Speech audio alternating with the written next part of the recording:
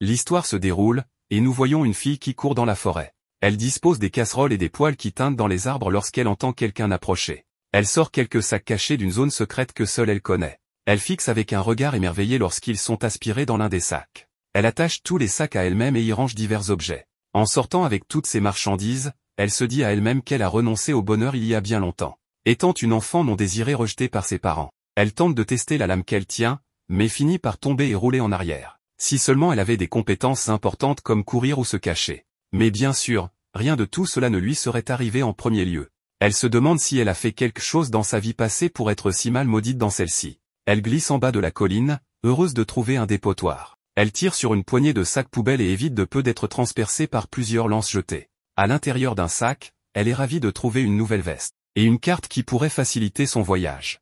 Mais même avec une perspective positive, elle a des pensées intrusives pour lui rappeler qu'elle est juste une enfant non désirée vivant de déchets comme un vagabond.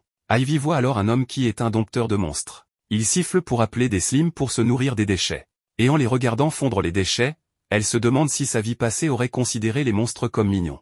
Ivy s'enfuit pour se cacher alors que l'homme s'approche de l'arrière de la benne. Elle fixe complètement effrayée, tandis que l'homme mentionne qu'il y a une prime sur la tête de cette petite fille, où le chef de son village la veut de retour morte ou vive. Elle fuit plus loin, ayant des nuits agitées. Et en traversant un marais, une forte bourrasque souffle et elle découvre des dizaines de slims sautant autour d'elle. Elle s'enfuit avec elle à sa poursuite. Elle arrive à la forêt et trébuche en arrière avec plus de slims apparaissant devant elle. Tombant d'une falaise, sa chute est amortie par les branches d'un grand arbre. Elle se soigne avec des potions, espérant que la chasse contre elle est terminée. Elle arrive ensuite à une belle source d'eau, où elle plonge pour se baigner. Ensuite, elle se coupe les cheveux et met des vêtements pour se déguiser en garçon. Fixant l'eau, prête à commencer sa nouvelle vie. Elle tombe sur un petit slim sur une feuille qu'elle trouve en fait mignonne. Puis, en consultant son compendium de monstres, il s'avère être extrêmement rare, étant connu comme le slim la plus faible avec une existence désintégrante. Elle ne peut s'empêcher de se réjouir parce que le slim est aussi faible et inutile qu'elle. Enfin, quelqu'un à qui elle peut s'identifier.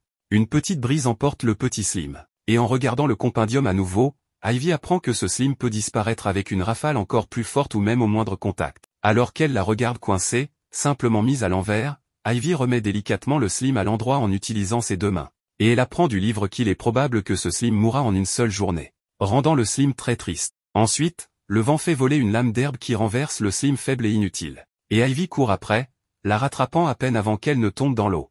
Ivy passe ensuite du temps avec le slim autant que possible avant sa désintégration inévitable. Elle lui parle, mentionnant ses pensées sur le fait que les dieux ne sont pas justes. Ils créent des gens heureux, mais aussi des gens misérables comme elle et ce slim. Les humains dans ce monde appelé Ordogus tous reçoivent des compétences lorsqu'ils atteignent l'âge de 5 ans. Son père a des compétences en menuiserie à 2 étoiles. Sa mère a des compétences en couture à 2 étoiles et en reprisage à 1 étoile. Cependant, personne ne sait quelles compétences ils recevront ni combien d'étoiles elles auront jusqu'à ce qu'elles apparaissent.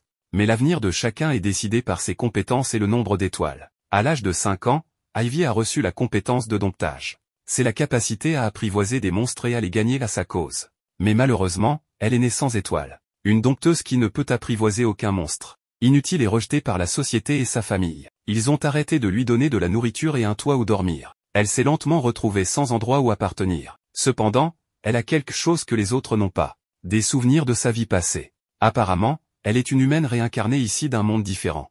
Mais la plupart des souvenirs sont flous et ne sont pas très utiles non plus. Il lui chuchote souvent des choses qu'elle ne comprend pas vraiment, comme des proverbes. La seule personne qui était toujours gentille avec Ivy était la diseuse de bonne aventure. Elle lui avait donné des livres qui lui ont appris beaucoup de choses différentes, et même ce sac magique qui peut stocker de nombreux objets. Mais malheureusement, la diseuse de bonne aventure est récemment décédée, il n'y a donc plus personne dans ce monde pour Ivy. Et tout le monde du village essaie de la trouver et de la tuer. Même si elle n'a rien fait de mal. Être sans étoile est-il si grave? Est-ce quelque chose qui devrait vraiment être haï? Elle fixe ensuite le slim, remarquant comment elle est destinée à disparaître en une seule journée. Le monde n'est tout simplement pas juste. Le lendemain matin, elle se réveille, cherchant précipitamment le petit slim, attristée par la seule chose à laquelle elle pouvait s'identifier. Même si elle pensait être habituée à la solitude, elle ne peut s'empêcher de pleurer. Elle commence à fouiller dans ses sacs, se souvenant comment la diseuse de bonne aventure lui a dit de se diriger vers la capitale royale. Ensuite, en consultant sa carte, elle est soulagée de constater que le slim est toujours en vie. Elle apprend de son compendium que pour apprivoiser un monstre, elle doit d'abord lui donner une partie de son énergie magique. Si le monstre l'accepte, il commencera à briller. Et le monstre doit alors recevoir un nom pendant cette phase. Elle se demande si elle peut vraiment le faire en étant sans étoile. Elle imprègne ensuite le slime de magie et lui donne le nom de Sora, signifiant ciel pour représenter le ciel bleu au-dessus d'elle. Avec la réussite du nom, elle est excitée de voyager avec son mignon petit ami. Adoptant son propre nom d'Ivy, la plante qui prospère même lorsqu'elle est piétinée. Ivy course une souris et l'attrape, puis nous apprenons que c'est la 10e proie. Elle est ravie d'avoir des souris des champs pour son repas ce soir. Elle enveloppe les souris dans des feuilles et les range dans son sac pour plus tard. Elle indique sur sa carte où elle se trouve actuellement, la région de sa ville natale, le village de l'Atomie, et note que la capitale royale est bien plus à gauche, au-delà de la carte. Donc, elle veut s'arrêter dans la ville d'Otoloa, avant que la carte ne se termine. Elle doit attraper Sora à nouveau avant que la brise ne l'emporte. Elle est ensuite effrayée par des bruits de course et décide de grimper à un arbre pour se cacher. Elle est horrifiée de voir un grand troupeau de fourmis géantes, mais elle ne la remarque pas du tout. Après leur départ, elle soulève Sora, se demandant s'il ne semble pas un peu plus gros. Et après avoir remarqué qu'elle a une coupure sur la joue, elle se soigne avec quelques potions. Mais elle ne peut s'empêcher de penser qu'elle devrait avoir plus de potions et se demande où sont passés les autres. En errant, elle voit une affiche de recherche avec son visage dessus. Elle note que la récompense est de 500 dalles, ce qui est une grosse récompense là d'où elle vient. Elle se demande pourquoi elle pourrait valoir autant, puis son moi passé chuchote que c'est parce qu'elle est une fugitive recherchée. Ce qui ne rend pas Ivy plus heureuse, car cela la fait passer pour une méchante. Elle va retirer une deuxième affiche de recherche, mais est stupéfaite de voir leur laide représentation d'elle. Et cela la met assez en colère, alors elle la déchire. Cependant, en voyant la version embellie d'elle-même, elle remarque, oui, celle-ci, c'est probablement moi. Mais d'une certaine manière, il semble que Sora puisse être en désaccord. Ils arrivent enfin dans la prochaine ville, Ivy se sentant un peu envieuse devant tous les habitants et leur magie quotidienne. Elle voit une boucherie et pense à vendre ses souris des champs pour de l'argent. Elle devient nerveuse et décide de s'éloigner, mais le boucher s'approche car il sent les souris grâce à sa propre compétence d'odeur de niveau 2. Il demande à Ivy de lui montrer les souris, et il est excité par les coupes de viande fraîche. Il les achète pour 100 dalles. Expliquant que la plupart des gens lui apportent des proies plus importantes ces jours-ci, il serait donc ravi d'acheter les viandes plus petites d'Ivy à n'importe quel moment. Avec une poche pleine de billets, Ivy a un peu faim en regardant la boulangerie. Mais elle est trop nerveuse, alors elle s'éloigne d'abord. Mais elle revient, le propriétaire de la boutique lui demandant ce qu'elle aimerait acheter. Ivy demande ce qu'elle peut se permettre avec 100 dalles, car il s'avère qu'elle n'a jamais utilisé d'argent auparavant. Le propriétaire explique qu'Ivy pourrait acheter toute l'étagère de pain. Ivy décide alors d'acheter quelque chose et s'éloigne joyeusement avec les délicieuses friandises. Ce soir-là, elle s'assoit au sommet d'un arbre, très impatiente de manger. Ensuite, elle partage la moitié avec Sora. Tout en se régalant, elle apprend que Sora ne peut pas manger le pain. Mais elle ne peut pas comprendre ce qu'il pourrait aimer manger. Le lendemain, elle est ravie de trouver une montagne de déchets. Elle tombe sur des paniers de potions, mais ils sont tous périmés et décolorés. Mais quand elle les pose, Sora trouve une utilité en absorbant les bouteilles de potions entières. Cela surprend Ivy, car absorber des matériaux inorganiques est généralement une compétence détenue uniquement par des slimes rares de haut niveau. Elle essaie de tester cela avec un autre morceau de déchet, mais il semble que Sora ne s'intéresse qu'aux bouteilles de potions. Mais pas les rouges, seulement les potions bleues. Ils continuent leur journée dans le village, Ivy apportant plus de viande de souris au boucher pour gagner de l'argent. Elle achète plus de pain pour se régaler. Et elle se baigne dans la rivière voisine. Alors qu'ils mangent leur repas pour la journée, Ivy souhaite pouvoir rester dans le village pour toujours. Les gens ici la traitent bien, contrairement aux souvenirs de son père qui l'a jetée comme les ordures auxquelles elle s'est de plus en plus attachée. Le lendemain, elle se dirige vers le village, et quand elle voit quelques aventuriers, elle pense à l'homme qui l'a chassée pour une prime et s'enfuit. Elle court devant le boucher, qui est impatient d'acheter des souris. Mais elle est effrayée de voir son affiche de recherche sur l'étal du magasin. Elle court ensuite à la boulangerie, où la dame du pain a cuit son pain préféré pour lui en donner. Cependant, Ivy s'enfuit à nouveau, se sentant pire après avoir vu une deuxième affiche. Elle pleure de gentillesse, car elle sait qu'elle doit quitter le village qui l'a traitée si gentiment. Et elle embrasse Sora, qui la tient compagnie pendant son sommeil. Le lendemain, lorsqu'elle s'aventure dehors, elle arrive à une intersection, ne sachant pas où aller. Elle décide d'aller grignoter quelque chose, car elle avait trop peur de ramasser des provisions en ville. Elle tombe sur un pommier doré avec délices, mais n'est pas si heureuse de voir que c'est un monstre qui se nourrit d'aventuriers. Ivy essaie de fuir, mais s'en sort avec une attaque vicieuse au poignet. Elle finit par s'écrouler au sol et dit qu'il lui faut une potion. Ensuite, Sora commence à s'illuminer et Ivy ne peut s'empêcher de se dire que les rumeurs sur les slimes sont vraies car elle pense que Sora va la manger. Mais ce n'est pas le cas car Sora n'essaie que de la soigner car il a des aptitudes de guérison avec toutes les potions qu'il avait dévorées. Nous voyons un homme sculptant le bois. Il entend un bébé pleurer, alors il monte les escaliers jusqu'à la sage-femme tenant leur petite fille en bonne santé. La femme de l'homme, Fulf, lui demande quel nom il donnera à la fille. Il répond, Fémicia, alors que le bébé rit. enlacée par l'amour de sa mère à son chevet. Quelques années plus tard, Fémicia grandirait en une fille gentille et merveilleuse, apportant le déjeuner à son père et à son frère aîné alors qu'ils travaillaient dur pour leur famille. Alors que les trois appréciaient leur délicieux déjeuner, Fémicia faillit s'étouffer en mangeant trop vite. Alors son père utilisa sa magie pour remplir sa tasse d'eau afin qu'elle puisse se dégager la gorge correctement. Et même si son frère la réprimandait, Fémicia continuerait à manger frénétiquement, prétendant que c'est parce qu'elle est une fille en pleine croissance. Ce qui faisait rire le père. Sa famille lui apportait tellement de joie. Ce soir-là, Fémicia rentrerait chez elle auprès de sa mère et de sa sœur aînée, Fécia, qui préparait le dîner. Son frère, Photon, la taquina, disant qu'elle ferait bien de commencer à pouvoir utiliser tous les types de magie. Alors Fémicia riposta qu'elle le pourra certainement bientôt. Sa mère lui rappelait doucement que tout le monde se développe à son propre rythme. Et même sans magie, Fémicia aide déjà admirablement autant qu'elle le peut. Cependant, Fécia commente que ce n'est pas ce que leur mère lui disait quand elle avait 4 ans. Elle se faisait dire tous les jours par leur mère de se dépêcher et d'apprendre à utiliser la magie déjà. Le dîner est prêt pour que la famille en profite. Un gros ragoût est le plat principal. Le père explique fièrement que puisque Fécia a la compétence apaisante, la nourriture est améliorée avec la capacité de soulager la fatigue. Ensuite, la famille savoure leur dîner paisiblement ensemble. La famille continue de travailler sur des choses tout au long de la soirée. Le père mentionne que la maison qu'il construisait devrait être terminée d'ici la fin du mois. Mais il ne pourrait pas la terminer sans sa belle famille vraiment bénie dans ce monde. Leur fils Photon fabrique les meubles, avec ses compétences en fabrication de meubles à 3 étoiles. Et la mère aide à fabriquer les coussins de meubles avec ses compétences en couture à 2 étoiles. Leur famille était vraiment bénie avec un talent pour les affaires de la maison. Alors que la mère travaillait, une larme lui monta aux yeux.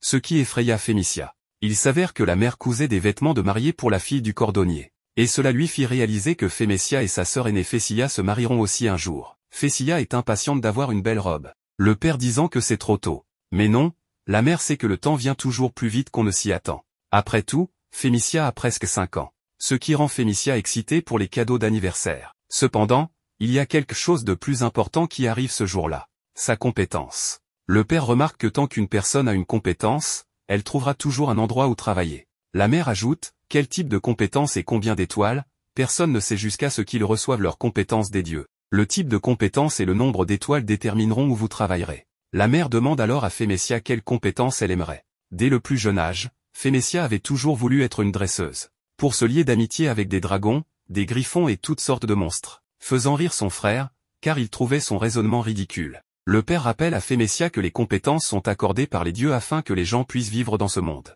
Ce qui fait bouder Fémicia, car il lui a dit que ce n'est pas non plus pour qu'elle se lie d'amitié avec des monstres. Cependant, il lui donne un cheval fabriqué avec ses compétences en menuiserie à 2 étoiles pour la réconforter. La famille entend frapper à la porte. Qui pourrait bien être là à cette heure? Il s'avère que c'est maîtresse Luba la diseuse de bonne aventure. Elle est venue parce qu'il est presque temps que Fémicia reçoive sa compétence. Elle est donc venue offrir une prière de bonne fortune. La diseuse de bonne aventure repense ensuite à quand Fémicia était beaucoup plus jeune. La mère était préoccupée, car Fémicia avait commencé à parler incroyablement bien dès l'âge de 2 ans.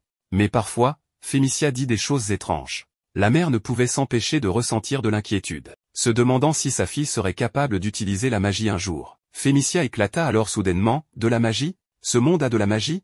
Quelque chose que Luba confirme à la petite Fémicia. Fémicia saute de joie. Luba rassure ensuite la mère en disant que c'est bon. Fémicia grandira en une enfant très intelligente. Luba trouve ensuite une excuse pour que la mère s'éloigne un instant. Ainsi, elle peut s'informer en privé sur Fémicia. Elle dit à Fémicia que si les gens apprennent qu'elle a des souvenirs de sa vie antérieure, les choses deviendront difficiles pour elle. Elle ne doit donc pas en parler à qui que ce soit. Elle doit garder le secret, même à sa propre mère. De retour dans le présent, Luba dit à la famille que Fémicia est sûre de recevoir une compétence merveilleuse. Fécia demande si la compétence de Luba lui permet de savoir quelle compétence Fémicia va obtenir. Cependant, avec la compétence de prévoyance de Luba n'étant qu'à 1 étoile, elle ne peut voir que jusqu'à un certain point. Photon se moque alors de la compétence à 1 étoile de Luba, provoquant la réprimande de son père envers son fils impertinent. Après tout, sans ses prédictions météorologiques, le village ne saurait pas quand il pourrait récolter. Nous atteignons enfin le jour du 5e anniversaire de Fémicia. Ses parents sont avec elle, alors que le prêtre du village leur dit que c'est le jour de recevoir les bénédictions de Dieu. Des bénédictions qui lui accorderont la joie du dur labeur, le bonheur de s'émerveiller de vivre et la divine protection de la vérité. Fémicia s'approche pour toucher l'eau sacrée. Ensuite, le prêtre utilise sa magie pour recevoir le message divin. Fémicia est bénie avec la compétence de dompteur, la capacité de gagner des monstres à sa cause. Ce qui excite tant elle que ses parents. Cela allait exactement comme Fémicia le souhaitait. Cependant, ce rêve allait devenir un cauchemar. Alors que le prêtre jette un regard très perturbé à la lecture, l'eau éclate devant eux. Cela signifie que cet enfant possède une compétence de dompteur sans étoile. Ses parents protestent. Son père crie, cela doit être une sorte d'erreur. Ma fille ne peut pas être sans étoile. Mais le prêtre les assure que c'est un message divin. Les erreurs ne sont tout simplement pas possibles. Et toute discussion ultérieure comme celle-ci est un blasphème. Alors que le prêtre s'éloigne, murmurant que cette fille a été abandonnée par les dieux, Fémicia entend un murmure de sa vie passée, disant que c'est comme un jeu vidéo incroyablement difficile. De retour chez elle, la famille est complètement déprimée et désemparée. Le père frappe la table, ayant bu sans arrêt. La mère lui dit qu'il a trop bu, mais il l'ignore, se demandant comment tout cela a pu arriver. Lui et sa femme ont des étoiles. Leur fils et leur fille aînée ont des étoiles. Alors pourquoi Fémicia seule n'en a-t-elle aucune? Fémicia essaie de lui demander quelque chose, mais il lui crie de ne pas parler car les 100 étoiles ont été abandonnées par les dieux. Il remet vraiment en question comment une 100 étoiles pourrait naître dans sa famille.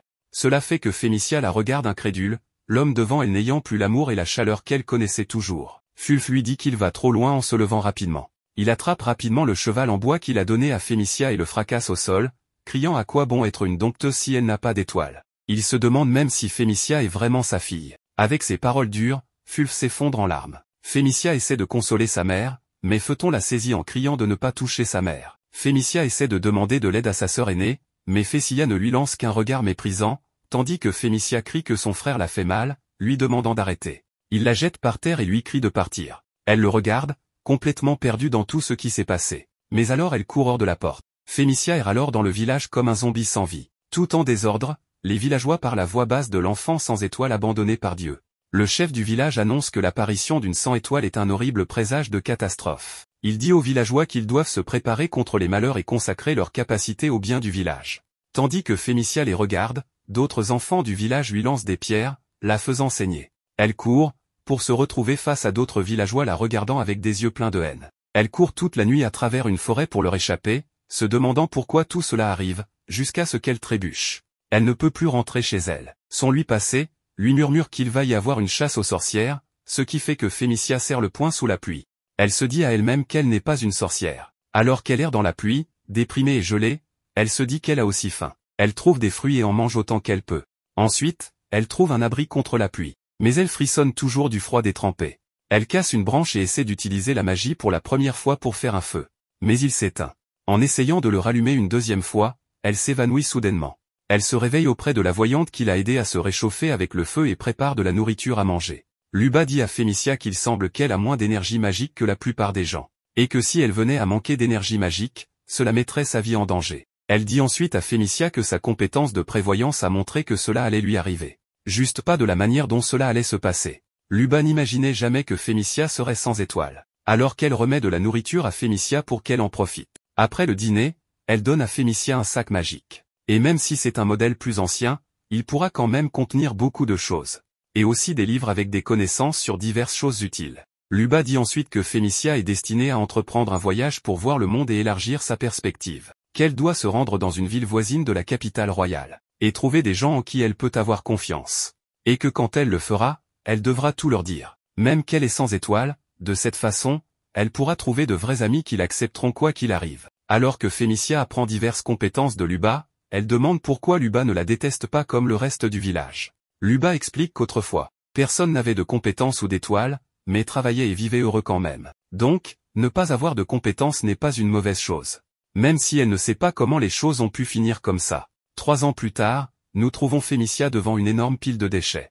Elle se demande si les planches sont des restes de la fabrication de meubles de son frère aîné Photon. Elle en met de côté pour les utiliser comme bois de chauffage plus tard. Elle regarde ensuite quelques potions, utilisées, mais encore assez pour être stockées pour plus tard. Elle a fait une grosse récolte aujourd'hui. Elle attrape une souris et se régale d'une brochette après. Elle pense que cela faisait longtemps qu'elle n'avait pas vu la voyante et se demande ce qu'elle fait. Elle ressent ensuite la présence de gens qui arrivent, et éteint son feu, et se cache pour voir 2 hommes du village. Elle a un mauvais pressentiment et veut savoir pourquoi les gens la pourchassent. Alors elle décide de les espionner en ville. Elle entend 2 femmes parler de la tristesse que Luba soit morte de maladie récemment. Ce qui la surprend. Elle voit son père rendre compte au chef du village qu'il n'a toujours pas pu la trouver. Et le chef du village remarque que Fémicia doit avoir eu vent de ce qu'ils essayaient de faire. Le chef dit au père de Fémicia que les 100 étoiles n'apportent que malheur. Et son père est d'accord, disant que les 100 étoiles ne devraient pas être autorisées à exister dans ce monde. ce qui la brise émotionnellement en entendant les paroles de cet homme qu'il aimait autrefois, la plongeant dans le désespoir. Elle imagine même sa mère disant qu'il aurait été mieux qu'elle naisse jamais. Le chef du village parle de la triste perte de leur voyante de village, disant que la cause de sa mort n'est autre que la malédiction des 100 étoiles, et que parce que Luba a ignoré ses avertissements et s'est occupé de Fémicia, elle aussi a été abandonnée par les dieux. Ils ne peuvent pas se permettre de laisser Fémicia sans surveillance car leur village sera frappé un jour par la calamité, et il leur ordonne à tous de la capturer et de la tuer. Fémicia rétrécit de peur face à la prime sévère placée sur sa tête. Elle court alors que les villageois la poursuivent. Sa mère la retient. Alors que son père assène le coup final, elle se réveille sous les étoiles, se souvenant que Sora va la manger. Elle regarde ensuite le ciel et accepte paisiblement son destin. Parce qu'elle est une enfant non désirée de toute façon. Ensuite, elle se retrouve réveillée par Sora qui la pousse. Il rebondit sur elle, et c'est là que Fémicia remarque que sa plaie est complètement guérie. Elle le remercie, car elle a appris qu'il ne cherchait pas à la manger. Il l'a soignée en réalité. Et c'est là qu'il a commencé à parler. Alors Fémicia se réjouit et rit de son petit Slim qui ne peut dire que « pu ».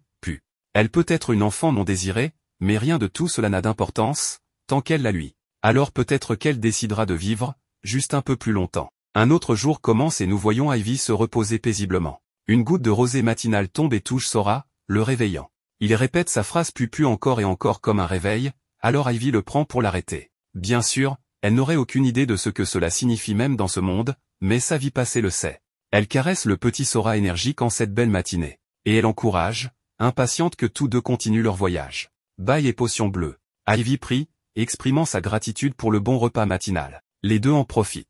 Mais Ivy est surprise de voir à quel point son petit Slim semble avoir maintenant d'énergie. Elle le serre fort et remarque à quel point il est plus robuste qu'auparavant. Est-ce vraiment le même Slim désintégrant qu'elle connaissait? Peut-être qu'il a grandi après avoir consommé toutes ces potions bleues. Eh bien, rien de tout cela n'a vraiment d'importance, tant qu'il est en bonne santé. Ivy commence à penser au prochain village qu'ils vont entrer. Elle est à court de viande depuis qu'elle a quitté le dernier village, elle devra donc chasser plus de souris à vendre. Mais sa vie passée lui dit que si elle cuisine toutes les souris qu'elle attrape, elle économisera en fait plus d'argent. Ce qui serait une bonne idée, sauf que l'odeur de la nourriture attirerait éventuellement les monstres. Donc, même avec un coût plus élevé, acheter de la viande séchée au magasin est plus sûr. Soudain, Sora continue de crier sa phrase encore et encore. Il a fini toutes ses potions et il en veut encore plus. Ivy se demande ce qu'elle va faire. Ivy est excitée de trouver une grande pile de déchets. Elle commence à fouiller en espérant trouver de la nourriture pour Sora, mais se laisse distraire par les vêtements usagés. Elle se souvient qu'elle doit rester concentrée, alors elle regarde autour d'elle et trouve une grosse pile de potions usagées. En comparant les potions bleues, celle-ci semble neuve, et celle-ci semble trop vieille. Mais l'âge de la potion bleue n'a pas d'importance pour Sora. Il les mangera toutes. Il consomme ensuite une potion rouge, quelque chose qu'il ne voulait pas consommer auparavant. Alors elle essaie de tester une potion verte qui agit comme un antidouleur et une potion violette qui enlève les malédictions, mais Sora ne veut aucune de ces deux-là. Sa vie passée lui conseille ensuite d'essayer de mélanger les couleurs. Elle combine le rouge et le bleu pour faire la potion violette. Et Sora la mange aussi. Cependant, il ne veut rien avoir avec une potion violette normale. Ils partent ensuite en chemin avec Sora qui rebondit et roule partout.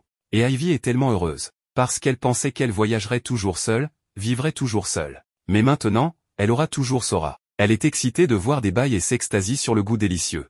Elle essaie d'en offrir à Sora, mais il n'est pas trop excité. Plus tard dans la soirée, les deux dînent, mais Sora mange des potions sans arrêt. Jusqu'au point où Ivy craint de ne plus avoir de potions pour elle-même. Alors son moi passé lui donne le conseil, si tu dors, tu ne peux pas manger. Ivy prend ce conseil à cœur, et au sommet d'une branche d'arbre, elle commence à raconter à Sora une histoire pour s'endormir. Sa préférée quand elle était petite. Il y a très longtemps, le monde était en guerre. Un jour, le roi rassembla des magiciens qui pouvaient voir l'avenir et leur demanda tous de faire des prédictions sur la fin de la guerre. L'avenir qu'ils ont vu était la fin du monde. Une vision vraiment terrifiante. Les magiciens discutèrent de leur vision, puis, pour protéger le monde, ils lancèrent un puissant sort. Personne ne sait quel était ce sort, et personne ne peut l'utiliser maintenant. La seule personne qui peut est un enfant venu d'un autre monde, car c'est une magie oubliée. Une magie vaste et effrayante, et silencieuse. Solitaire et intouchable. Une nouvelle goutte de rosée tombe à nouveau, réveillant Sora comme le petit réveil qu'il est.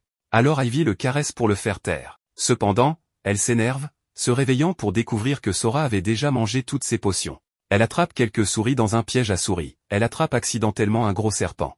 Elle hésite à s'en occuper, mais elle sait que cela pourrait lui rapporter de l'argent si elle le vend. Alors elle prend un morceau de tissu de son sac magique et recouvre le serpent, le confinant avec un nœud. En marchant sur un chemin, elle sent quelque chose, pendant que Sora panique à ce sujet. Elle est curieuse de savoir ce que c'est et décide de vérifier. pour découvrir une caravane complètement détruite par des bandits. Elle décide de cacher Sora dans son sac, et quand elle regarde plus loin, elle est horrifiée de trouver des hommes ensanglantés et battus. Pas moyen que des bandits feraient ça. Cela devait être l'œuvre de monstres. Ivy décide de prendre ses jambes à son cou, jusqu'à ce qu'elle soit loin, haletante et complètement hors d'haleine. Elle repère l'atome et se dirige vers la ville. Et même si elle est en sécurité maintenant, elle a l'impression qu'elle doit le dire à quelqu'un.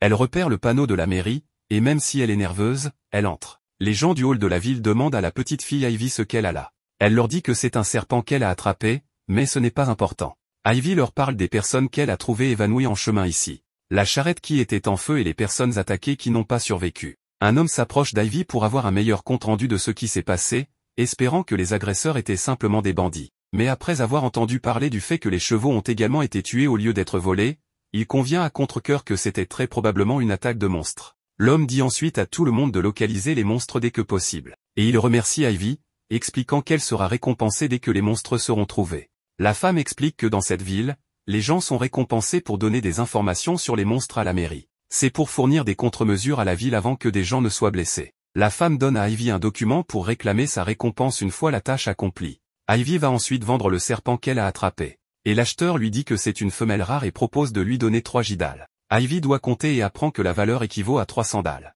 Ou vendre 30 souris des champs. Elle sort, contente de son argent collecté. Et c'est maintenant le moment de trouver de la nourriture pour Sora. Elle se dirige bien sûr vers une autre décharge. Et elle devient tellement heureuse en trouvant plus de 21 sacs magiques. Elle est d'abord préoccupée, ne sachant pas comment les transporter tous. Elle commence donc à essayer de remplir les sacs magiques les uns avec les autres. Ensuite, elle commence à les organiser, avec les sacs à gauche incapables de porter d'autres sacs magiques, suivis des sacs magiques qui peuvent en porter un, puis des sacs magiques qui peuvent en porter 2. Et tout à fait à droite, des sacs magiques qui peuvent en porter 3. Elle finit par les organiser et retourne en ville pour acheter plus de potions. L'homme d'auparavant la salue et la remercie car ils ont pu vérifier rapidement l'information sur les monstres. Il s'avère que les monstres étaient des ogres et un roi ogre, d'après les traces qu'ils ont trouvées. Ils ont fini par envoyer des aventuriers de haut rang pour les tuer. Et personne ne doit quitter le village tant que les monstres n'ont pas été vaincus. Il dit ensuite à Ivy de se rendre à la mairie pour récupérer sa récompense. Et après avoir remis son document, la dame de la mairie lui remet 5 Jidal. Le serpent valait 3 Jidal ou 30 souris des champs. À 5 Jidal, c'est l'équivalent de 50 souris. Mais ce n'est pas tout, car elle reçoit également de la dalle. Un ladal équivaut à 10 Jidal, donc au total, elle a récolté l'équivalent de 280 souris des champs en argent. Plus tard dans la soirée, elle se détend, mange des bails et nourrit Sora dans son sac. Elle devra rester en ville jusqu'à la fin de la chasse aux monstres. Mais elle est heureuse quand même, avec Sora toujours à ses côtés, alors elle décide de se reposer pour la nuit. Par cette belle matinée, nous tournons vers Ivy qui trouve l'une de ses pièges à racasser, se demandant si un animal plus gros avait marché dessus et l'avait cassé. Cela laisse Ivy inquiète de ne rien attraper à vendre. Son mois passé rappelle à Ivy la récompense qu'elle a reçue pour avoir signalé l'attaque des gobelins l'autre jour. Alors elle ouvre son sac, pensant qu'elle pourrait être tranquille pendant un certain temps. Mais elle préférerait économiser pour un jour de pluie. Sora repère quelque chose et commence à bouger. Ivy doit courir après lui. C'est faible, mais Ivy peut aussi sentir quelque chose. Les deux passent à travers des broussailles, et Ivy est étonnée de voir une bête blessée. Elle n'est pas sûre de ce que c'est, mais elle ressent de l'énergie magique. Elle ouvre son compendium de monstres et apprend que c'est appelé un Adandala. C'est un monstre rare incroyablement féroce. Il grogne contre Ivy, lui donnant une petite frayeur, mais baisse la tête, épuisé par toutes les blessures qu'il a subies. Ivy est attristée de savoir qu'il va bientôt mourir. Elle caresse la Dandala, le consolant, disant à la bête qu'elle avait peur quand elle était au bord de la mort. Elle sait qu'elle ne peut rien faire pour la bête, mais elle promet de rester à ses côtés. Cependant, en regardant l'interaction triste des deux, Sora saute et enveloppe la bête dans son corps. Ses propriétés curatives commencent à agir. Et soudain, la Dandala est indemne de ses blessures. Après la guérison, Ivy remarque que Sora parle un peu plus vite maintenant, avec sa phrase caractéristique. Ensuite, la bête se tient devant eux. Et même si Ivy a peur, elle n'a rien à craindre, car la Dandala est une énorme boule de poils qui la caresse avec amour. Ce qui est fou, car selon son livre, il faut une équipe d'au moins 5 aventuriers de haut niveau pour vaincre ce monstre féroce. Mais la grande bête sourit chaleureusement, tandis qu'Ivy la caresse. Les trois commencent à se promener ensemble. Ivy se demande si cela signifie qu'elle a un autre ami maintenant. Elle caresse la bête, disant qu'il est temps de lui donner un nom. Elle regarde le ciel éclairé par le soleil et elle l'a. Ton nom est Ciel. Elle fait ensuite sa joyeuse introduction pour elle et Sora à Ciel. Et les trois continuent leur randonnée jusqu'à ce qu'Ivy sente des gens. Elle décide de cacher Sora dans son sac magique. Mais, il n'y a aucun moyen pour que Ciel y rentre. Et ce ne serait pas bon que les gens le voient. Ciel montre cependant son intelligence et file se cacher dans les buissons. Elle arrive à la porte de la prochaine ville et voit le grand gardien qui semble un peu effrayant. Même le voyageur qui passe semble effrayer Ivy aussi. Sora panique aussi pour une raison quelconque. Le voyageur tente d'entrer dans la ville, mais le gardien l'arrête, lui demandant ce qu'il vient faire au village de la Tomé. Le voyageur lui dit qu'il rend visite à un ami. Cependant, quand le garde lui demande le nom de l'ami, l'homme répond nerveusement Zoriot. Mais le gardien dit qu'il n'y a personne dans le village avec ce nom. Le voyageur commence à transpirer encore plus de nervosité. Mais le gardien n'achète pas son baratin. Il jette le voyageur contre le mur et lève son épée, tranchant le sac du voyageur pour voir un sac magique tomber. Et dans le sac magique, le gardien trouve de l'alcool illicite. Il attrape le voyageur par le cou et son collègue, Velivra, escorte le voyageur en prison. Ivy, réalisant maintenant que le voyageur était un homme mauvais, se demande si Sora le savait déjà d'une certaine manière. Et il répond avec son pu, comme pour confirmer. Ivy a toujours peur du gardien aux cheveux roux, se demandant si elle devrait juste renoncer à passer par le village de la Tomé. Mais elle sait que si le gardien la regarde, s'enfuir ne ferait que sembler suspect. Elle essaie de passer, mais panique quand elle est arrêtée. Le gardien n'a bien sûr jamais vu Ivy auparavant et veut savoir qui sont ses parents. Elle commence à répondre, seulement pour voir le regard redoutable du gardien la fixer, faisant blêmir son visage. Ivy remarque une menthe religieuse atterrir sur son épaule. Cependant, le regard était tout dans sa tête, car on voit qu'il a un air plus détendu. Elle mentionne l'insecte, ce qui fait paniquer un peu l'homme qui le chasse. Et il la remercie une fois qu'il est hors de son épaule. Elle essaie de s'éloigner, mais est à nouveau arrêtée. Parce que le gardien n'a pas fini de l'interroger. Elle lui dit qu'elle vient du village de la Tomie. Et le gardien est choqué d'entendre qu'elle vient de si loin. Mais apparemment, il a entendu dire que les choses sont assez difficiles à la Tomie en ce moment.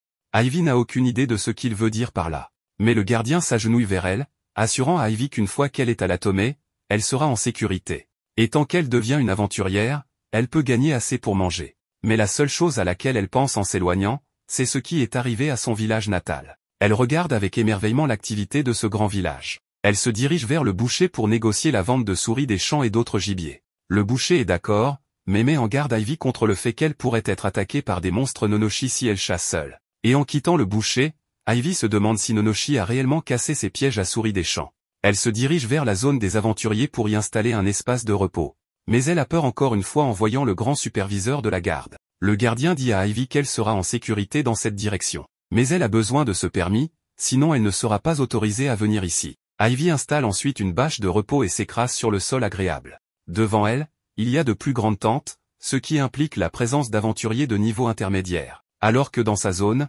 les tentes plus petites laissent entendre des aventuriers novices. En voyant les tentes, elle souhaite en avoir une, car elle aurait moins à se soucier de la météo. Et bien sûr, elle pourrait laisser sortir Sora du sac. Mais en y pensant, elle a toujours la récompense de l'information, n'est-ce pas? Ivy retourne en ville pour faire du shopping de tentes. Et elle trouve un magasin de tentes d'occasion. Elle se détourne en lisant l'enseigne du magasin et est effrayée de voir le garde de la ville lui demander si elle cherche une tente. Cependant, il est aussi un peu effrayé. Et l'autre garde, Velivra, le réprimande, disant de ne pas effrayer les enfants.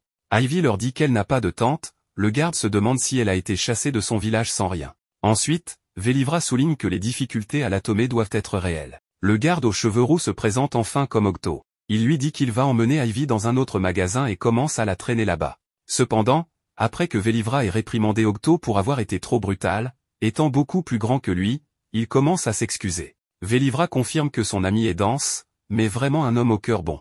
Alors il se dirige vers un autre magasin de tentes. Et lorsque le propriétaire apprend qu'Ivy est du village de la Tomie, il la prend en pitié.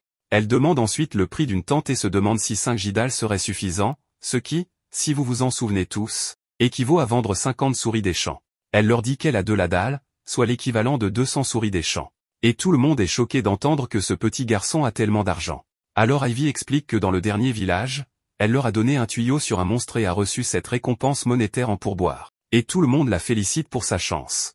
Le propriétaire propose ensuite ce modèle de tente léger, robuste et nouveau. Ensuite, Ivy marque sa tente avec le kanji de Sora. Le propriétaire lui remet ensuite un nouveau modèle de sac magique. Il est spécial, car chaque fois qu'Ivy en sort quelque chose, personne ne peut voir ce qui est à l'intérieur, ce qui donne une couche de sécurité supplémentaire à ses affaires. Elle dit ensuite ses adieux aux gardes, et commence la mise en place de sa merveilleuse nouvelle tente. Elle semble assez spacieuse pour la petite Ivy. Elle sort son petit Slim endormi et le réveille pour voir leur nouvelle tente. Ce qui le fait sauter de joie à l'idée de leurs nouvelles conditions de repos. Elle réfléchit aux nombreuses personnes qui ont été tellement gentilles avec elle pendant ses voyages. Et elle est heureuse d'avoir enfin pu obtenir quelque chose qu'elle ressent comme une maison à nouveau. Elle se demande si elle mérite vraiment toute la chance qu'elle a eue. Mais laisse les mots douloureux et le traitement de son village partir, pour dire à Sora qu'ils devraient célébrer leur nouvelle tente. Elle sort de sa tente, et un type à l'air dur d'un groupe d'aventuriers voit Ivy et montre un sourire malveillant. Le groupe s'approche d'elle, et le gros bonhomme l'accuse d'être une voleuse. Avec son copain disant, ouais, c'est en fait sa tante. Il l'accuse ensuite à voix haute de lui avoir volé sa tente et lui dit de la rendre. Ivy affirme qu'elle n'a pas volé. Elle l'a achetée elle-même, bien sûr. Mais le gros bonhomme traite Ivy de menteuse et lui dit qu'il est impossible qu'elle puisse acheter ça. Il saisit sa tenue pour la harceler. Et les femmes la traitent d'avoir une éducation terrible, d'être une menteuse. Ivy essaie de s'enfuir, et l'homme la saisit, et crie à Ivy qu'il va la tuer. Ce qui la fait pleurer. Cependant, le garde de la clairière vient demander ce qui ne va pas, leur disant que quiconque cause des problèmes sera condamné à une amende et expulsé. L'homme rude dit au garde qu'Ivy lui a volé sa tente, et qu'ils sont les victimes. Mais bien sûr, le garde demande où est leur preuve. L'aventurier suffisant dit alors de regarder l'enfant. Il est impossible que ce petit garçon puisse acheter une tente comme celle-ci. C'est juste du bon sens. Mais le garde vient et saisit la main de l'homme, libérant Ivy. Le garde lui dit que la tente appartient au petit garçon. Et même si les aventuriers essaient encore d'accuser Ivy, le garde confirme que c'est un article acheté chez le vieil homme Lag, et que le capitaine Octo et le vice-capitaine Vélivra de la garde du village de Latomé l'ont amené là, faisant reculer les aventuriers dans l'étonnement, car ils ont été attrapés. Le gars au bandana devient nerveux et dit « Oups, je me suis probablement trompé, ce n'est pas vraiment ma tante. » Ensuite, le garde dit aux aventuriers qu'il aimerait entendre leur histoire en détail, et leur dit qu'ils vont être détenus. Mais le chef essaie de le rassurer, ils avaient juste eu une mauvaise idée. Cependant, avec le garde qui craque ses articulations, c'est définitivement fini pour ces gars-là. Il leur dit que s'ils essaient de s'enfuir, il ne fera preuve d'aucune pitié. Les aventuriers essaient de se séparer, alors le garde siffle, appelant le reste de son équipe. Et maintenant, les aventuriers sont encerclés. Avec le garde principal maintenant le bandana aventurier au sol. Le chef du groupe d'aventuriers et l'une des filles s'enfuient, avec les gardes qui les poursuivent. Ensuite, le chef du garde de la clairière vérifie l'état d'Ivy, lui demandant si elle est blessée. Et Ivy le remercie de l'avoir sauvée. Il lui remet ensuite une potion, en guise de consolation pour avoir eu à faire face à une situation aussi effrayante.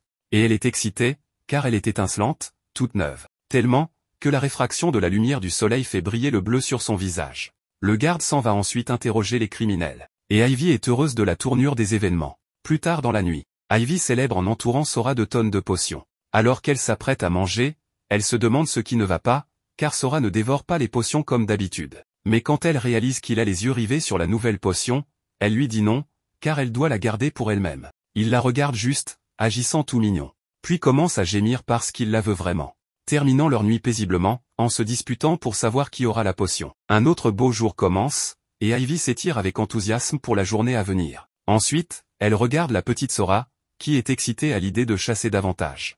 Elle dit au revoir au garde de la clairière en sortant. Et en sortant de la ville, il semble qu'un garde après l'autre salue Ivy par son nom. Et elle semble préoccupée par chacun, car elle n'avait jamais parlé à aucun de ces gars auparavant. Tout le monde semble savoir qui elle est. À l'extérieur de la ville, il semble qu'un monstre ait encore une fois détruit le piège de chasse d'Ivy. Elle sent alors une présence inhabituelle. C'est Ciel avec plusieurs lapins dans sa bouche. Il les pose sur le sol, ce qui amène Ivy à demander s'ils sont pour elle. Ciel grogne d'un ton affirmatif. Alors elle le remercie, et les deux s'étreignent avec amour. On dirait qu'il y a 9 lapins. Ivy est ravie de commencer à les préparer pour les vendre. Près d'un ruisseau, Ivy commence à travailler pendant que Ciel et Sora jouent. Elle transpire en préparant les petits sacs de viande. Ça a pris suffisamment de temps pour que Sora et Ciel s'endorment. Elle les réveille car elle doit toujours vendre la viande. En regardant Ciel, Ivy est surprise qu'il soit si docile et gentil, étant donné qu'il est censé être un monstre à dents rares et dangereux.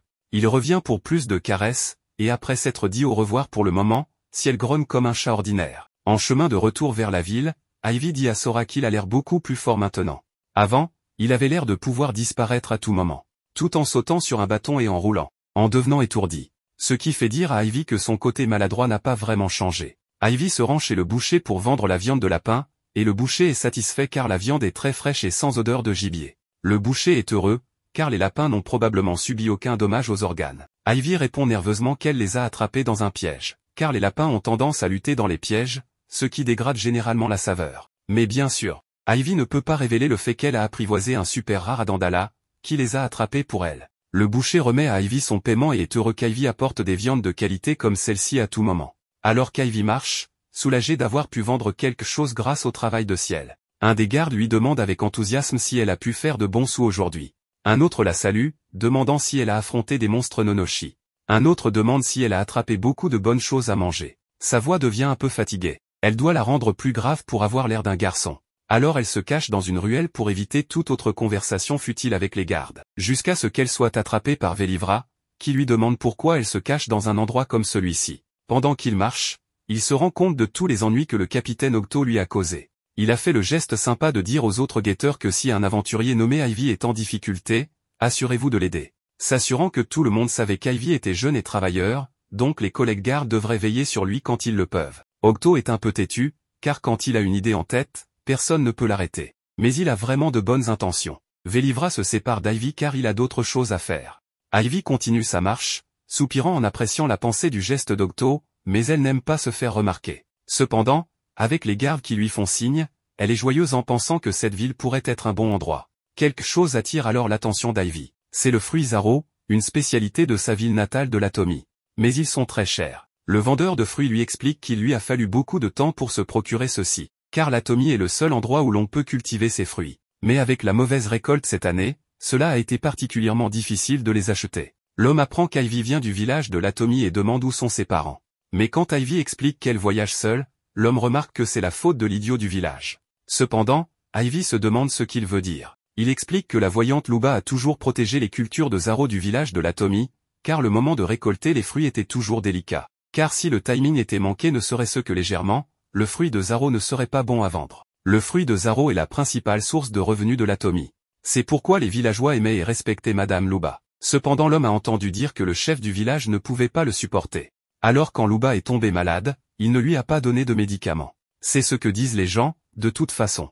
Cela choque Ivy, qui se souvient quand elle avait réussi à se faufiler dans l'église pour entendre des femmes parler du caractère étrange de la mort de Luba d'un rhume à cette période de l'année. L'homme explique aussi qu'il y a une rumeur selon laquelle le chef du village essaie de faire porter tout cela sur un enfant. Le visage d'Ivy s'assombrit alors qu'elle se souvient des horribles mots que le chef du village avait prononcés à son sujet. L'homme continue en expliquant qu'avec la disparition de Luba, la récolte de Zaro du village de l'Atomi a chuté, et ils ont connu des difficultés financières. Alors le chef a essayé de réduire le nombre de bouches à nourrir, et certains villageois se sont rebellés, ont pris leur famille et ont quitté le village. D'autres qui ont défié le chef ont été expulsés. Un désastre complet. Il demande ensuite pourquoi Ivy est partie, et elle explique que ses parents ont pris parti pour le chef, et que cela a causé des problèmes. Serrant sa veste, à la pensée de la trahison horrible de sa famille. L'homme se sent alors désolé pour Ivy, alors il lui tend un fruit de Zaro. Quelque chose dont Ivy est reconnaissante. Elle s'assoit dans sa tente avec Sora, réfléchissant aux événements qui se sont déroulés dans le village de l'Atomi. Malgré tout le mauvais traitement, elle est toujours inquiète de ce qui est arrivé à sa famille. Sa famille l'a rejetée. Et maintenant, elle est dans un endroit inconnu avec des gens qu'elle ne connaît pas. Mais maintenant, elle s'amuse enfin à nouveau. Surtout maintenant qu'elle a à la fois Sora et Ciel, Capitaine Octo et Velivra. Toute la ville ici à l'Atomi a été tellement gentille avec elle. Et elle a aussi encore son mois passé, qui lui parle. Et maintenant, même une petite maison. Elle se demande si c'est cela qu'on appelle le bonheur. Alors Sora saute de joie. Et comme d'habitude, Ivy n'a aucune idée de ce qu'il dit. Elle rit parce qu'elle ne comprend pas, mais d'une certaine manière, elle comprend. Parce qu'ils sont amis, après tout. Elle prend une bouchée et apprécie le goût du fruit de Zaro. Le même qu'elle avait quand elle était petite. La même saveur que Luba protégeait. Elle pense alors à quand Luba lui avait dit de se rendre dans la ville voisine de la capitale royale. Mais, si elle trouvait un endroit où elle aimerait vivre pour toujours pendant son voyage, elle pourrait aussi y rester. C'est un autre jour merveilleux. Et Ivy fait ses salutations matinales habituelles à tous les guetteurs de la ville. Elle sort pour une bonne chasse, en plaçant plusieurs pièges.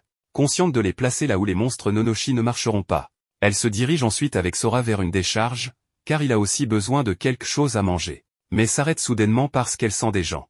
Elle fait sauter Sora dans le sac. Et oh mon Dieu, ce sont les deux aventuriers qui l'ont intimidée plus tôt et qui se sont échappés. L'homme l'accuse d'avoir fait arrêter ses amis l'autre jour, même si ce sont eux qui l'ont intimidée et qu'elle n'a pas vraiment fait grand-chose. Alors qu'Ivy recule devant le voyou qui s'approche, il arbore un sourire vicieux en se rappelant qu'Ivy a un slim rare avec elle, et lui dit que si elle veut partir en sécurité, elle doit lui remettre le slim. Ivy refuse, car Sora est son amie. Et la fille aventurière dit à Ivy que si elle ne le fait pas, elle subira quelque chose de plus douloureux. L'homme se tient au-dessus d'Ivy, lui disant qu'elle va être passée à tabac. Et Ivy regarde avec crainte, avec les grands adultes sur le point de lui donner une raclée. Elle prend la fuite, et alors que les voyous la poursuivent, elle tourne rapidement à gauche et fait en sorte que l'homme se retrouve pris dans l'un de ses pièges. La fille aventurière se moque de lui, et il coupe furieusement la corde lui-même, en proclamant que le garçon ne s'en sortira pas vivant. La fille apparaît ensuite devant Ivy, et l'homme la prend dans ses bras, le vol à l'arraché sur le point de commencer. Quand Ivy se débat, la fille la saisit également, lui disant de ne pas bouger. Mais alors la fille voyou devient nerveuse. En les voyant que Ciel est apparu devant eux, il pose Ivy et recule à la vue du majestueux Adandala, qui est prêt à déchiqueter leur visage dégoûtant et honteux.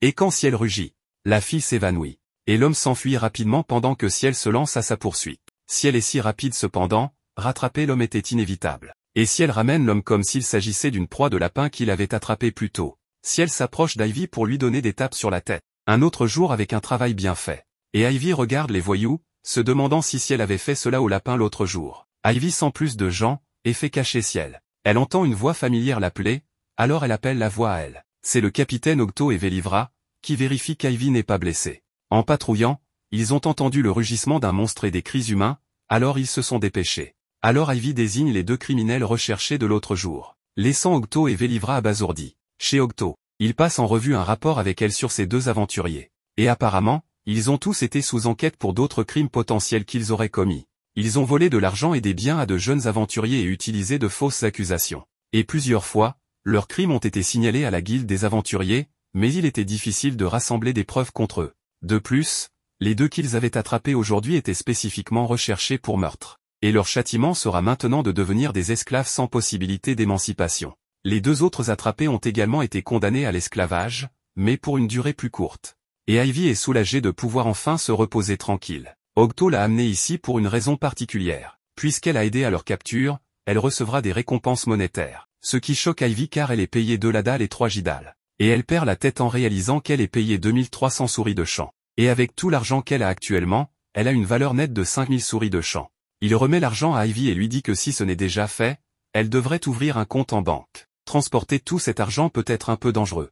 Il se dirige donc vers une guilde commerciale, pour qu'Ivy puisse effectuer un dépôt, où le banquier lui fait signer avec une goutte de sang. Octo lit, et apprend qu'Ivy a 8 ans et 11 mois, et est choqué d'apprendre qu'elle aura bientôt 9 ans. Il pensait qu'Ivy avait 6 ou 7 ans, mais elle s'exclame qu'elle n'est pas si petite. Elle dépose ensuite son argent et reçoit une plaque. Dehors, Octo explique qu'avec la plaque, elle peut retirer des fonds à la guilde commerciale dans n'importe quel village ou ville. Ivy remercie Octo pour toute l'aide, et alors qu'il rit, en profitant, Vélivra apparaît en colère, car il cherchait son capitaine car Octo n'avait jamais dit où il allait. Octo le regarde nerveusement en disant « Oh, je ne te l'ai pas dit ?»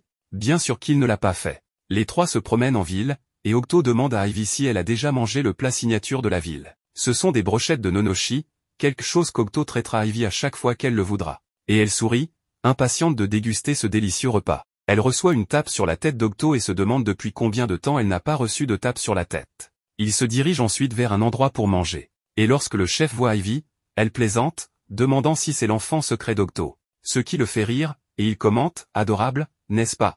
Alors qu'il s'installe à leur table, Ivy regarde avec émerveillement la taille des brochettes de nonoshi. Elle devient un peu nerveuse en entendant Octo commander 10 brochettes pour chacun d'eux. Mais il affirme qu'elles sont tellement bonnes que ce sera facile d'en manger autant. Cependant, Vélivra sait que son capitaine exagère, ne tenant pas compte de la corpulence actuelle d'Ivy. La nourriture arrive, et Ivy prend une bouchée de la délicieuse brochette. Vélivra remarque que la chef ici est si douée que quiconque à la capitale royale aimerait aussi en manger. Et le chef explique qu'elle a une compétence culinaire à 4 étoiles. À seulement une étoile en dessous du maximum de 5 étoiles. Ivy devient un peu triste en se rappelant son propre classement actuel en étoiles. Octo dit ensuite que les deux criminels qu'ils ont attrapés aujourd'hui avaient tous les deux une compétence de course à 3 étoiles. C'est certainement pourquoi il était si difficile de les attraper avant.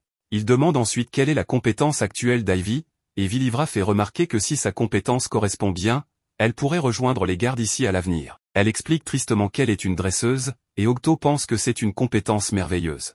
Il lui demande ensuite combien d'étoiles elle a, et elle devient nerveuse, tremblant à l'idée de le mentionner. Octo et Vélivra pourraient avoir deviné qui elle est, ayant fui du village de l'Atomie.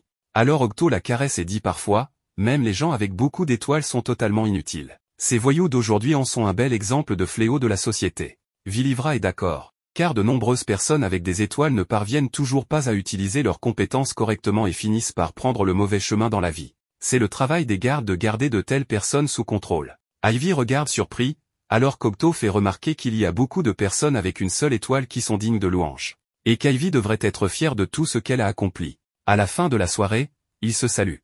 Elle réfléchit à la façon dont elle n'a même pas une étoile. Et le lendemain, elle dit au revoir aux deux. Alors qu'elle prévoit de continuer à tenir sa promesse à Luba de se rendre à la ville à côté de la capitale royale. Octo dit que où qu'elle aille, elle peut mentionner son nom. De cette façon, elle pourra passer plus facilement. Ils lui disent de revenir quand elle veut. Vylivra dit à Octo le rapport qu'il a reçu du village de l'Atomie sur tous les enfants d'une étoile, Ivy ne figurant pas sur la liste. Le seul qui s'était enfui étant une fillette de 8 ans sans étoile. Et Octo se gratte la tête sachant qu'il n'a malheureusement pas gagné suffisamment la confiance d'Ivy pour qu'elle leur dise la vérité. Ils comprennent tous deux combien les événements à l'Atomie ont dû profondément blesser son cœur, et espèrent qu'un jour, Ivy sera prête à s'ouvrir à eux deux. Encore une merveilleuse journée, avec Sora qui saute de joie, alors qu'Ivy court après lui. Mais il semble d'une certaine manière plus rapide que jamais. Après avoir trouvé un endroit pour se reposer, Ivy finit enfin par s'asseoir pour boire un verre. Et Sora vient sautiller de joie, tellement plein d'énergie. Que va-t-elle bien pouvoir faire avec lui? La vie passée d'Ivy révèle que Sora a dû évoluer davantage après avoir guéri les blessures de ciel. Mais elle ne sait pas vraiment ce que cela signifie. Sora repère quelque chose et Ivy doit encore courir après lui. Et il découvre des plans de Yamamo qui ont tous été déterrés. Et Ivy devient un peu nerveuse, se demandant à quel point les monstres Nonochi sont grands. Elle tombe au sol à la pensée de fuir les dangereux sangliers. Les buissons bruissent derrière elle, augmentant la frayeur. Mais c'est Ciel qui surgit, la puissante bête à Dandala qui semble maintenant juste être un gros nuage de poils quand Ivy joue avec elle.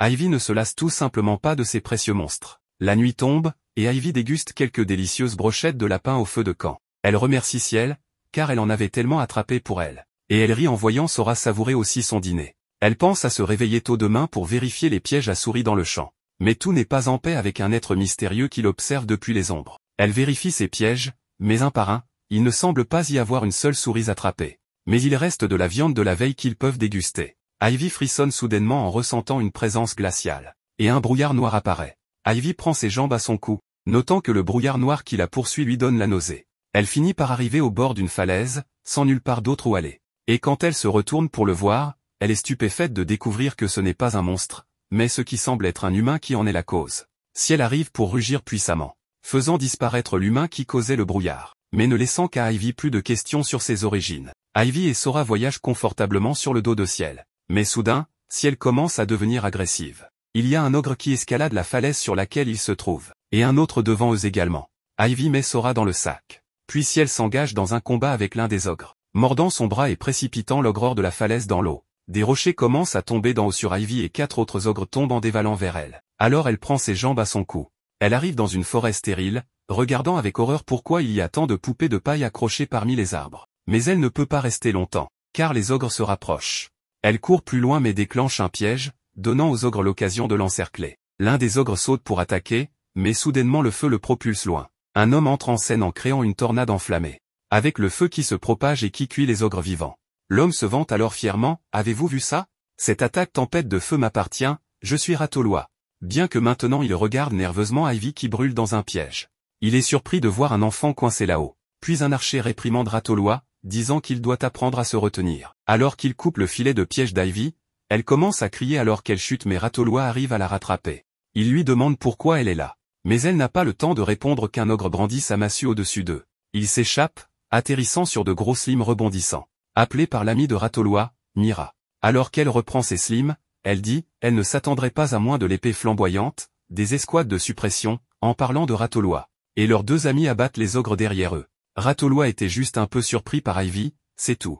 Un autre ogre s'apprête à frapper. Mais il est abattu par les flèches de celui que nous connaissons maintenant sous le nom de Shifal. Shifal réprimande Ratoloa pour avoir posé des pièges, puisqu'ils n'ont même pas attrapé les ogres. Mais Ratoloa se défend, disant eh bien, nous nous en sommes débarrassés en toute sécurité de toute façon. Après coup, Ivy parle à l'escouade de suppression. Ils sont ici parce que de nombreux monstres se sont installés dans cette région, et ils ont été envoyés ici pour les chasser. Les pièges étaient destinés à chasser les ogres, mais comme Ratoloa a mis le feu à toute la zone, il était peu utile de les utiliser. Il s'inquiète de savoir si Ivy est blessée. Donc, en imitant la voix d'un garçon, elle répond « Eh non monsieur, je vais bien. Merci beaucoup de m'avoir sauvé. » Elle ne sait pas comment se référer au groupe, alors Ratoloa lui dit qu'ils sont un groupe d'aventuriers connus sous le nom de l'Ordre du Feu. L'homme aux cheveux blancs et à la grande épée est leur chef Sezelk.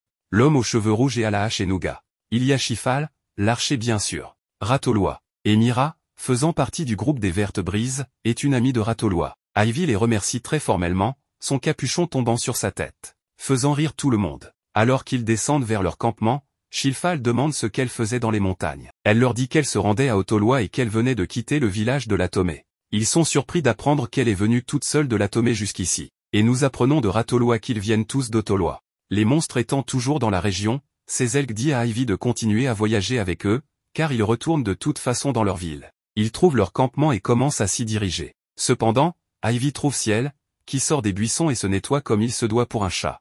Ivy est heureuse de voir Ciel au début, mais elle craint que si quelqu'un trouve Ciel maintenant, elle ne soit probablement chassée. Ivy met en garde Ciel de se cacher, mais cela ressemble plus à un jeu de charade. Ciel se contente de regarder, car je suis assez sûr qu'elle ne comprend pas du tout. Elle finit par s'en aller. Et Ivy part avec le groupe de l'Ordre du Feu. De retour à leur campement, de nombreux autres aventuriers se reposent également ici. Donc, le campement est devenu beaucoup plus grand. Ils ont mis un répulsif à monstre autour du périmètre, donc il n'y a pas de crainte d'être attaqué. Devant la tente du groupe de l'Ordre du Feu, Sezelg dit à Ivy qu'elle peut installer sa tente à côté de la leur. Le groupe se rend ensuite à leur réunion, laissant Ratolwa derrière lui, qui semble assez nerveux. Ratolwa est nerveux car c'est à lui de cuisiner ce soir. Mais il est mauvais en cuisine apparemment. Peu importe à quel point il essaie. Les gens disent toujours que sa nourriture a un goût étrange ou qu'elle est trop giboyeuse. Et maintenant, il a trop peur de cuisiner. Ivy demande quel plat il prépare habituellement. Malgré son apparence, Ratolwa a des compétences d'attaque flamme à 3 étoiles. Alors il grille, et rôtit, tout en carbonisant tout ce qui se trouve à portée. Puis il assaisonne avec du sel et du poivre. Cela ne fait étrangement qu'inquiéter Ivy encore plus à propos de sa cuisine. Mais elle est heureuse de l'aider à cuisiner. Elle saupoudre la viande de lapin sauvage avec des herbes pour enlever le goût giboyeux. Et frotte un peu de sel pour l'assaisonnement. Puis elle coupe la viande en morceaux de bouchée pour les saisir uniformément. Et ajoute des légumes hachés pour les mijoter dans une marmite avec la viande, ajoutant plus d'herbes ici pour l'arôme et la saveur. Ensuite, avec cette viande moue, elle ajoute des herbes légèrement épicées. Et la fait frire jusqu'à ce qu'elle prenne une belle couleur brune. Laissez Ratolwa émerveillé par l'habileté culinaire d'Ivy. Le dîner est prêt et les gars de l'Ordre du Feu admirent la nourriture. Et s'assoient pour en profiter. Dès la première bouchée, ils commencent à pleurer, rendant Ivy nerveuse que la nourriture ne leur plaise pas.